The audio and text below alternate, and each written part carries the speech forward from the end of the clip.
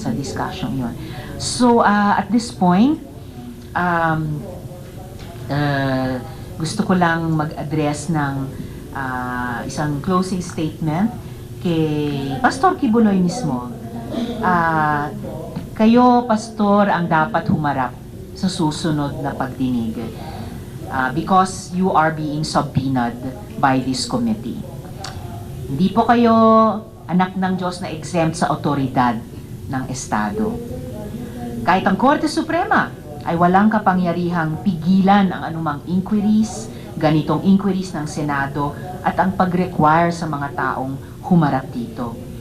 Sinasabi nyo, Pastor, na marami kayong makapangyarihang kaibigan.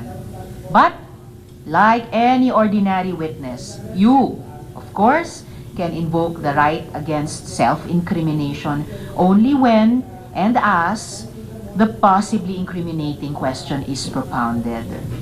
Kawalan ng galang sa buong institusyon ng Senado ang inyong pagtangging humarap. Higit pa, di po ito religious persecution. Ito'y pagsisiyasat sa paggamit, sa paniniwala, pananalig o pananampalataya ng iba para gumawa ng mga kasuklam-suklam na abuso at pinsala sa mga taong binaluktot ang paniniwala, tinanggalan ng lakas at pinagsamantalahan.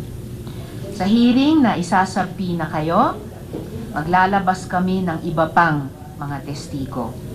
Pero sa ngayon, para kay Elias Amanda, para kay Elias Jerome, para kay Miss Arlene, maraming salamat, daghang salamat. To Mr. Wood, thank you very much, sir. And to our Ukrainian friends, our fellow women, Yakuyu, justice will be yours. This hearing is suspended at maraming salamat sa lahat.